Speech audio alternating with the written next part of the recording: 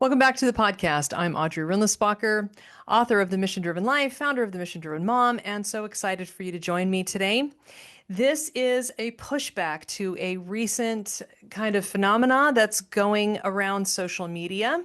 It floats around this idea from a stat that people have been citing that says that by 2030, an estimated 45% of women aged 25 to 44 will be single and child-free. There's quite a few young women who are saying that they're choosing to go without family, that that is not what they want, that they want something else, and that they know what they want and they know that what they want is going to make them happy. I'm going to give you 4 really important things to think about if you are in this camp. And I'm going to push back on the assumption that this is all fine and well, that you do you, that it's your truth, that that's the right thing for you. I'm going to give you some really important things that you need to consider. And then I'm going to finish up with some very personal stories, because some of you are going to say, and probably this podcast is going to make some people mad, and you're going to say, well, Audrey, you've been married over 30 years. You haven't been there in the dating market. You don't even know what you're talking about. Or, you just stay at home and raise kids and didn't even have a career. So you don't get to have a voice in this conversation. But my argument is that's exactly why I do have a voice in this conversation. The fact that I've worked with thousands of women, and especially mothers, I know women, I know what a lot of women want, and I have a pretty good idea what some of the problems are with this life choice, that if you think you don't want a family, you really need to think again. So let's jump into these 4 reasons why you need to think again. The first one is that relationships are everything. And just to be clear, I'm going to keep this short and tight. I don't have time to get into the details of all the content I'm going to cover today. I'm going to give you some resources in the description to go do your own research. And if people want more information about the sources that I'm using and why I'm citing what I'm citing, then we can get into that with future podcasts. I'm happy to go deeper with you, but I just want you to know that this is something that I've been thinking about and talking about and studying for a long, long time. And the sources that I'm citing, the information that I have is valid and legitimate and good stuff. Okay, so number 1 is relationships are everything. This is why, if you think you don't want a family, you really need to think again. I'm going to encourage you to go watch a TED Talk by Robert Waldinger called What Makes a Good Life. And I'm just going to briefly go through with you what Waldinger says, because it is gold. It is one of the most important videos probably most of us could ever watch, because it is going to tell you the greatest source of your personal happiness and my personal happiness in life. It is not subjective, it is objective. Here at the Mission Driven Mom, we talk about truths that are always true, that are objectively true for all the people all the time. And one of them is that relationships are everything. So what Waldinger talks about is a Harvard study, a very popular Harvard study, the longest study in the history of any science to run. It's going into 3 generations now. The video is 9 years old, and at that time it was 75 years that this study had been running. And it's just a miracle. It's gone through 4 different directors. And what they did was they tracked 724 men over, at this point, it would have been almost 85 years. And now there's almost 2,000 children from these men. They also began tracking these men's wives. And there were 2 different groups of men that they originally started out with. A bunch of them were Harvard sophomores, and the other group were boys taken from Boston's poorest neighborhoods. Boys who had very troubled homes, who lived in tenements, and came from the worst possible background you can imagine. Now, Robert Waldinger starts out this TED Talk with a very compelling question. He says, if you were going to invest right now in your future best self, where would you put your time and energy? And then he goes through this study. And this is what he explains, is that in 85 years of analyzing data. I'm going to tell you some of the things that they did with these men and then their wives and now their children. Every 2 years, they did extensive research on these men. They went through multiple interviews. They had brain scans. They had a bunch of physical tests done. They interviewed them individually and their family members. They recorded conversations, private conversations with their spouses and with their children. And they gathered up all this data. And for all these years, they've been gathering all this data every couple years on these men and their wives and their children to try to find the common thread. Like, what makes for the best life? What's the most important investment we could make if we want to be happy long term? And he says the number one biggest, by far most important lesson, and I'm quoting him here, he says, is this: good relationships keep us happier and healthier, period. And he goes into 3 elements of relationships and the impact that they have. But the net result of the information that he shares in this video is this: good relationships control everything.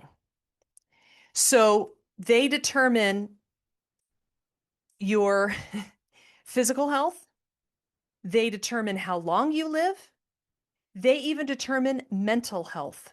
They can show from this study that people that did not have a quality relationship with a life partner, a spouse, that they didn't live as long, that they had poorer health, and that they started to lose their memory and other mental faculties earlier. And it's person after person. They can show it on the data because now they've had many of these men die and women, and they have some of them into their 80s and their 90s, and they can prove this definitively. He says, living in the midst of good, warm relationships is protective. He says, you can have a spouse that you fight with. It's okay if you get into arguments, but what you absolutely have to have, if you want to have the longest life with the best health and the best mental health and the most personal fulfillment and the most self-reported happiness, you need a partner. You need a spouse that you can trust and rely on. It's just true. It's just the facts. It protects your health and your brain. It keeps you sharper longer. And he says, when the opposite is the case, when people are in toxic relationships, they experience earlier memory decline. He goes on and on about how this is the case. And what we know when we actually get to original documents and we read the greats is that all of the greatest leaders and thinkers, theologians, successful individuals seem to agree on just a few things. And one of the things that they seem to mostly or all agree on is that one of the major purposes of life is to learn and grow, to be uncomfortable, to take risks, and to challenge ourselves. And that in order to do this, we have to take the biggest risk of all, and that is to risk our heart. And I know that what a lot of people are going to say is that, for women, let's say from the woman's perspective, which I know the most about, there's no good men out there. There's no one to have a relationship with, or we don't need to have a family. We don't need to have this spouse. We don't need to have children because we can just substitute that in other relationships. And I'm going to talk to you more about that in these 3 other points that I'm going to make when I push back on this. But one of the things I wanted to mention here is that one of my favorite C.S. Lewis quotes is he says that he gives an analogy, and I can't remember even what the analogy is about, but the analogy fits here. He says that children who are happily playing in a mud puddle will reject the offer of a day at the sea because they don't know what a day at the sea is like. And this is a little bit like taking the risk of having a family and being all in to have the greatest chance at the longest life with the best mental and physical health and the highest reporting levels of happiness because you think that you know what that's going to look like. And you think that because other people around you have children or have marriages, or your parents had an unhappy marriage, or you've had bad relationships with men or bad experiences, et cetera, et cetera, et cetera, that you know what a day at the sea looks like. And so you don't need to try that experiment. And I don't doubt that you have had bad experiences. And I don't doubt that things have been difficult. And I know that there is an essence of luck. And I know that many of you are going to be angry by what I'm saying because I'm sitting here in a happy marriage, which I'm going to talk about in a little while because it was very unhappy in the past. And you're going to say that I don't know what I'm talking about and I should just shut up. And you have every right to say that. I understand why you would feel that way. But I want you to have better information to consider when you make a decision that's this big, one of the biggest decisions that you could ever make. And I want you to understand that you don't know what you're giving up and that there are things that you could do about it. I know that there's an element of luck. I know that there's natural disasters and people die and people leave us and abandon us. I have been abandoned myself. And so I understand the pain of those things. And I'm not trying to tell you that you have all the control in the world. I do have a solution I'm going to give you at the end when I talk to you about some of the issues that have gone on in my own personal life. But the first point I really want to make is that relationships are everything.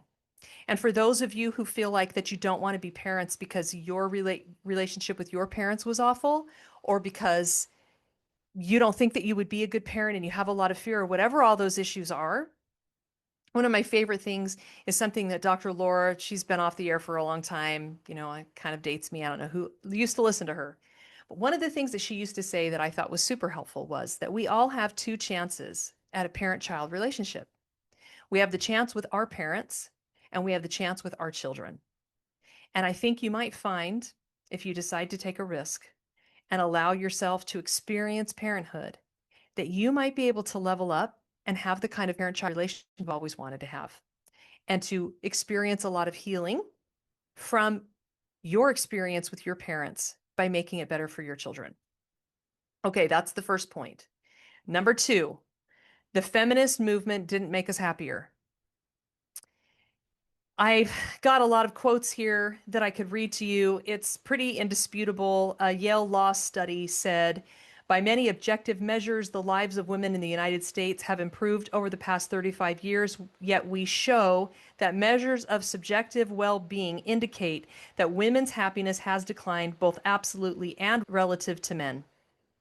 The paradox of women's declining relative well-being is found across various data sets and measures of subjective well-being, et cetera, et cetera.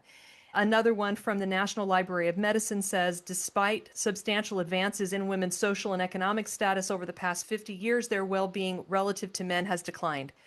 So what we know is that women self-report that they're less happy than women in the 50s. And isn't that ironic? There's a lot of reasons for that. I'm not saying that the feminist movement is the only thing to blame, and I'm not saying that nothing good came of the feminist movement.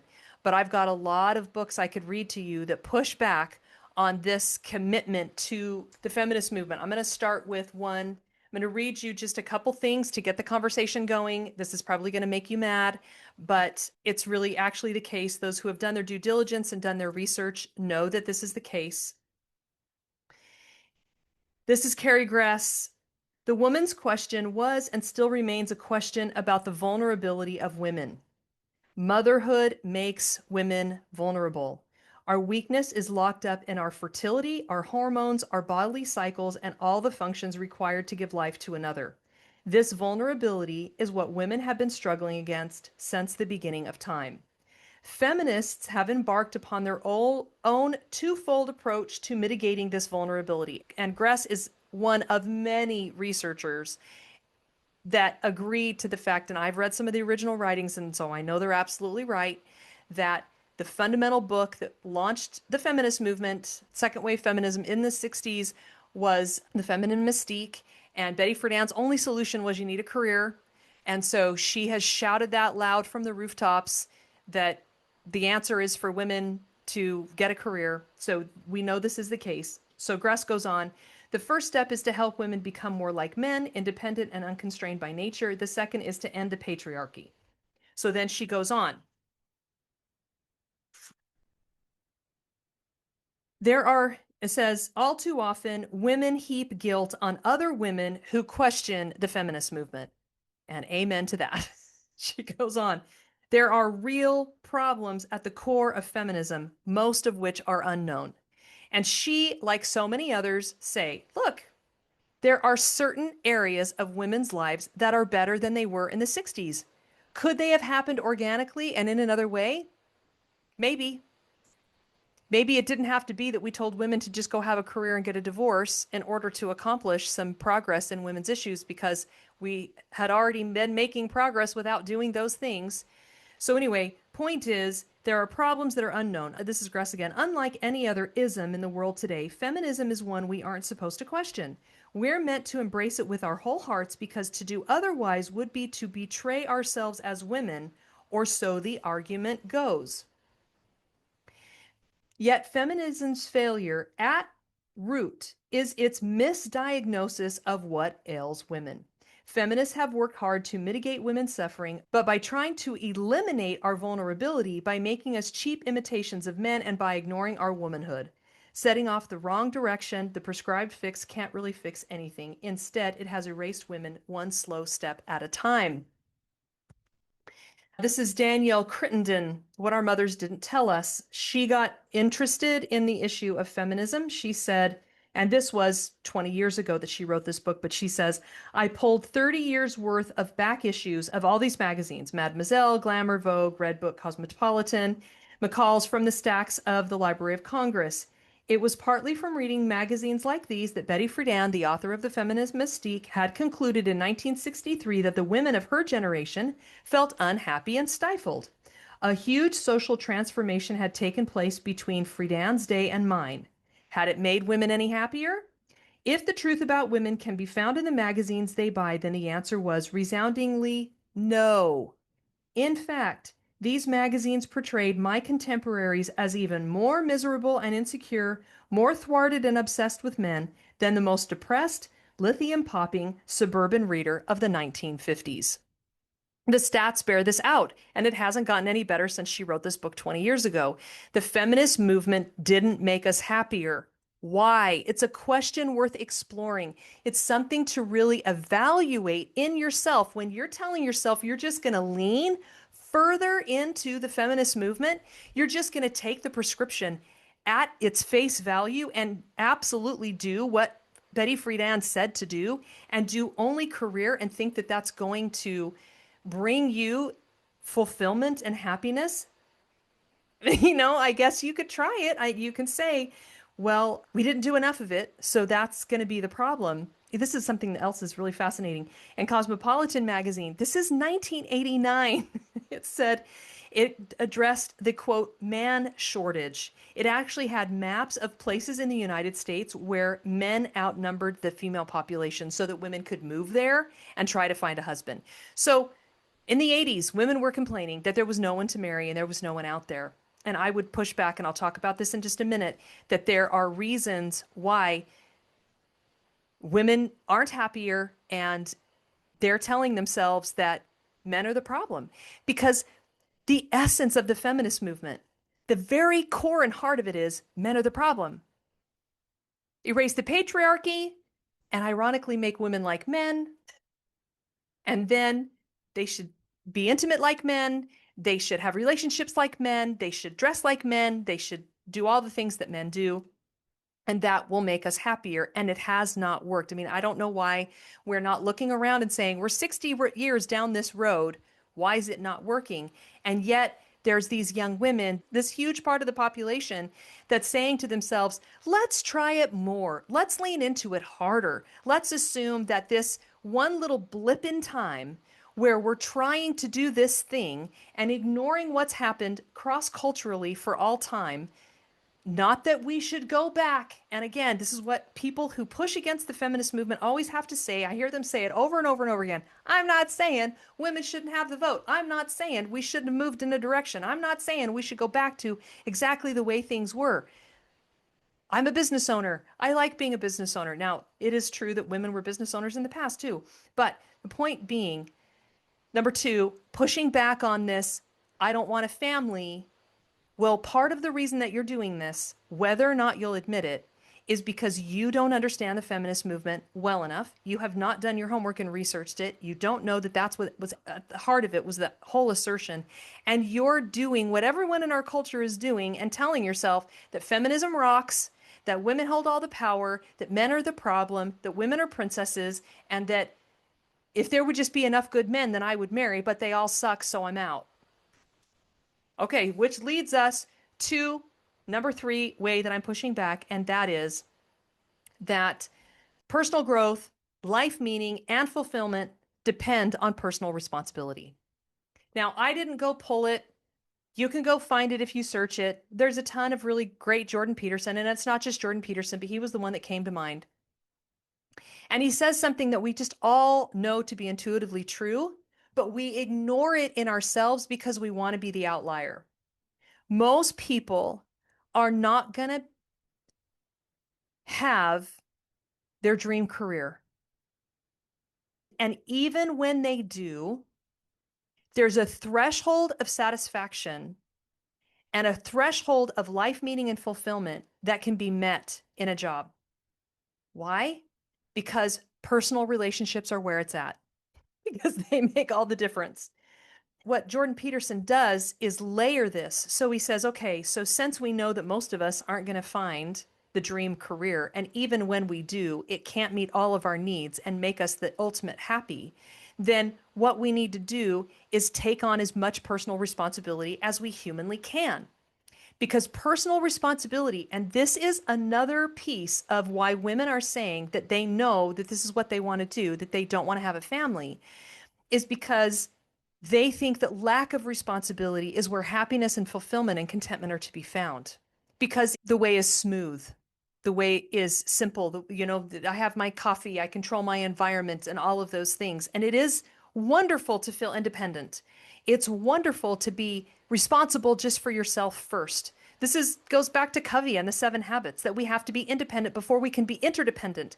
But we can't pretend like independence is all there is, because independence is a higher principle. It's a better way of living. And sure, you can have interdependence at work and you can have fulfilling relationships at work. But those are not the relationships where you have the highest level of personal responsibility. You want to see personal responsibility on steroids? Bring a life into the world. You can't walk away ever for the rest of your life. You can't cut off the partnership. You can't leave the business. You can't go get another job. You can't move across the world and stop being a parent. It's like when we talk about natural rights, that natural rights are a coin. And on one side is the right, and on the other side is the duty. And you can't have a right without the attached duty. But you can't have some of the greatest meaning and joy and personal fulfillment without the personal responsibility that is attached to that. They are intimately linked. They are two sides of the same coin. And so if you want to be like the successful people of history and in our day, then you've got to take risks. And one of the greatest risks is to be truly vulnerable, to give your heart to someone, and to run the risk that they will step on it. And it is terrible. I have experienced it. People that I love have experienced it. And even then, even through all the suffering and all the pain, I still have to say that it is absolutely worth it, because you can only become your best when you are challenged to the highest degree. We believe this in sports. We believe this maybe even in careers and in colleges. We know that when we're pushed, we rise to a higher level. And family pushes us to our highest level because we can't escape them. Now, I know a lot of the younger generation are trying to cut off their parents and telling them that they're not ever going to talk to them again. Now, maybe there are a few rare situations where that's appropriate. But most of the time, it's a fear. You're running away from what you don't know how to control because you're not leveling yourself up to be able to manage it. And that kind of gets to our solution that I'm going to share with you at the end here. Relationships are risky, but so is anything worthwhile. And doing hard things is how we begin to approach our potential. And the hardest thing is to take on family. It's one of the hardest things. And we know that it pushes us to our utmost level. It forces us to gain empathy and patience and meekness and listening skills, all sorts of vulnerability and forgiveness, all sorts of virtues that make us supremely human can be developed in these most intimate environments. And so, if you want to be your best, if you want to really begin to approach your potential, you have to take on more responsibility. That's what gives life meaning, and that's what pushes you to be your best. And some of the greatest responsibility that we can ever take on is choosing into family. Now, the fourth pushback I'm going to have to this whole argument about I just am unilaterally deciding I'm out on the whole family thing is the truth that we always know what we want, but we don't always know what we need. And one of the things that we want to tell ourselves and tell other people in our lives is that, well, we didn't really know what we needed when we were a kid. Like, yeah, we wanted candy, but we needed water. We wanted to stay up all night, but we needed sleep. But now that we're an adult, now that we've hit an age, now that we've gotten a college degree, whatever it is, you put a label on it. Now we always know. And it's just not true. I'm going to read you. Mortimer Adler taught me this lesson. It's so incredibly valuable. It's something that we go into in detail in the academy, and it is such an important truth. He says, needs are absolute and wants are relative. Human beings need many of the same things. One of the threads with this quote that has been going around that I was sent, I read a lot of the comments. There were a lot of comments on that thing. And one of the things that was coming up several times was like, it's biological. Like people want children because it's in our DNA, right? And then other people would be like, oh, that doesn't matter. But maybe it does. Maybe it really does matter because maybe that innate desire for many of us is telling us what we need. And for those that don't know what they need, maybe it's because of other reasons that you don't know what you need. He says, almost all of us want things we do not need. In fact, almost all of us want things that are bad for us.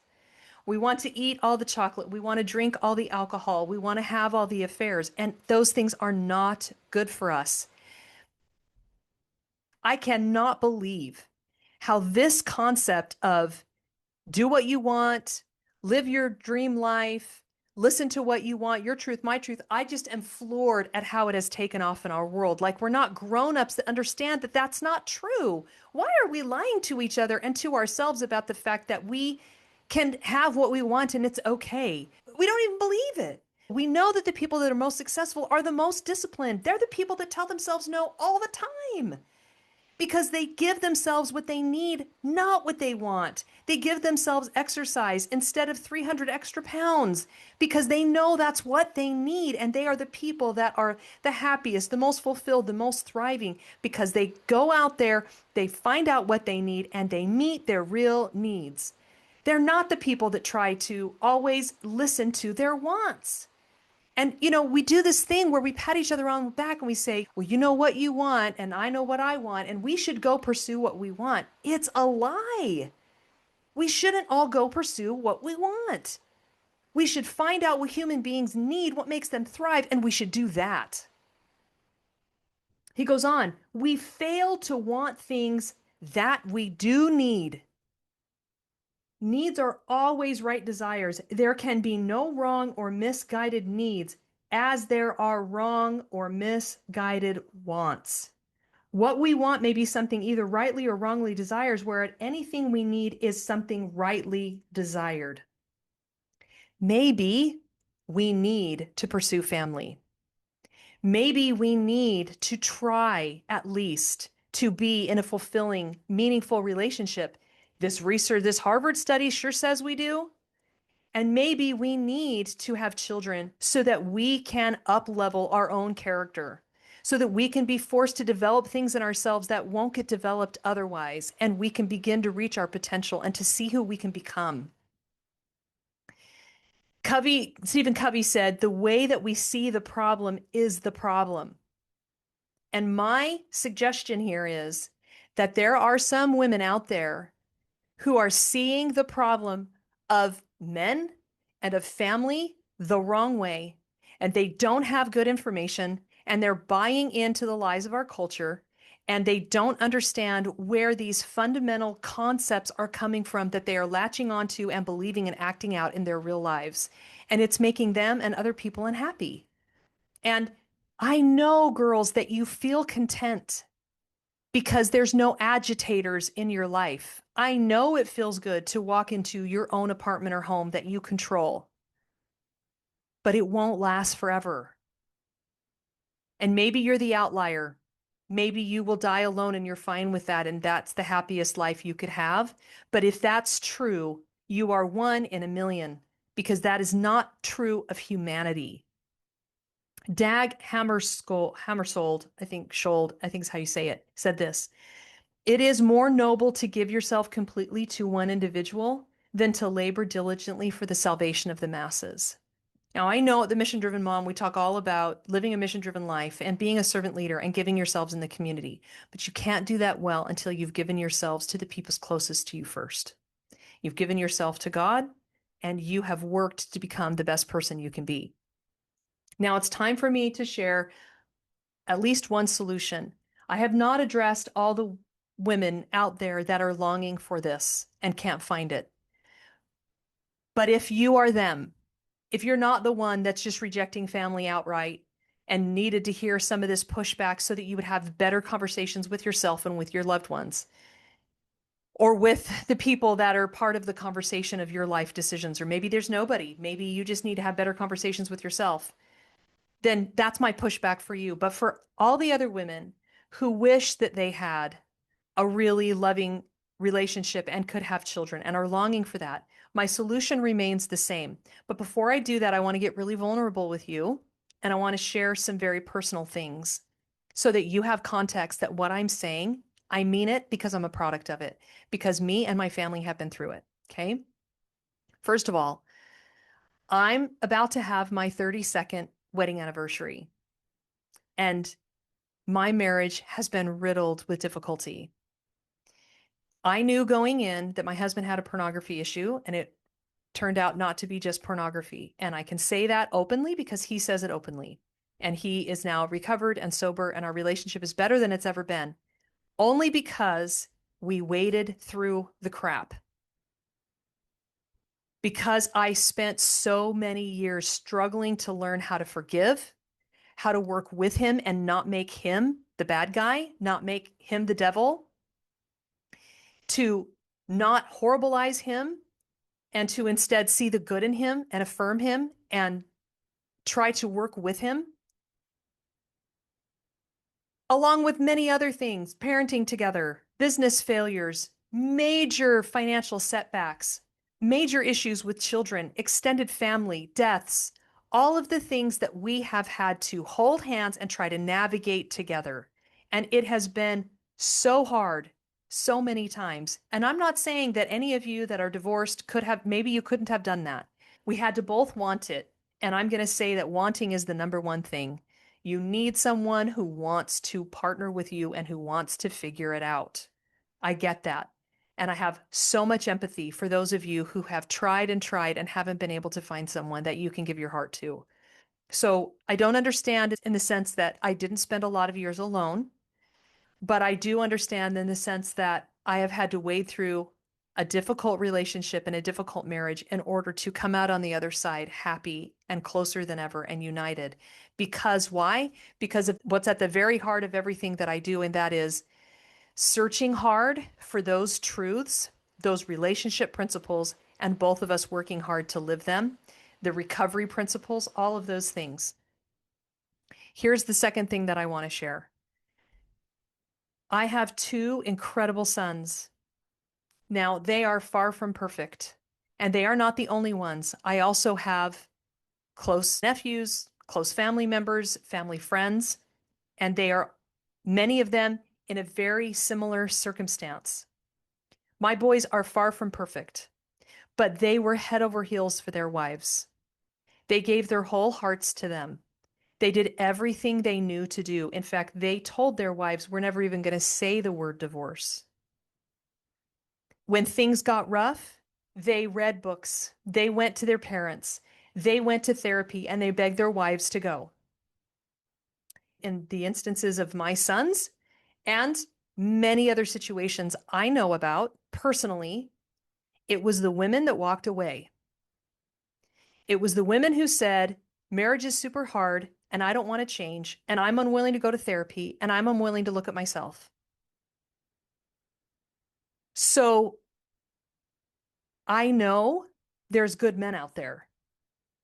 And I wonder how many women have blinders on. And I wonder how many of them cannot see a good man when he's in front of them because they have been duped by the feminist movement because they think that they have it all figured out and the men should be just like women because they're afraid to be vulnerable and open because they've have so many distorted messages from our media about what marriage looks like and how they're supposed to be treated and how things are supposed to go down. So I have a different perspective from deep pain and suffering in my own family, knowing that they would have done anything to save their marriages, and they were doing everything they could think of to save their marriages. And those women simply wouldn't try. Now, they may say that they tried as much as they could. Maybe they weren't ready to be married, whatever the circumstance might be. But I know there's good men out there, and I know that there's women that are blind to those good men. So, what's the big advice? What's the big reveal? First of all, do not make a decision yet. Do not tell yourself that because you're comfortable right now, because things are peaceful, because you like not being vulnerable and taking risks, that you're set up for success the rest of your life and that you've got it all figured out and that you know this is what you want. Maybe you don't know what you need. Maybe you don't understand just how vital relationships are. Maybe you have blinders on and you can't recognize good men because you expect them to show up in a way that they don't actually show up in real life. What I think that every woman should do, whether she's single and doesn't want a family, whether she's single and wants a family, or whether she's married, she should work on her. She should learn how to have the best, most fulfilling relationships that are humanly possible to have. And there are so many things. Look, I was in my late 20s, three little babies, in a pretty unhappy marriage, drowning. And I just thought, I cannot believe that I spent 15 years in formal education, that I went to church all those weeks, and I know God's here, and I know He loves me, and I know He's trying to help me. But I felt so unprepared for life. And if you can be humble enough to recognize that maybe just living wasn't enough to make you stellar at relationships, that maybe boundaries doesn't mean just cutting people off, and that maybe there's more that you could learn about how to show up in your, maybe you would start to blossom and start to look different. And maybe the men that are possible prospects for you will begin to show up more in your life as you learn to be better at seeing them, relating to them, and being the kind of woman that they would want to take out. There are so many key principles. I listed a few here. Love is an action. The feelings of love follow the actions of love. Take actions of love. And there's a lot of distortion in our culture about what love really is. We do a lot of destructive things in the name of love. So let's try to get our minds around. I've spent years just studying love.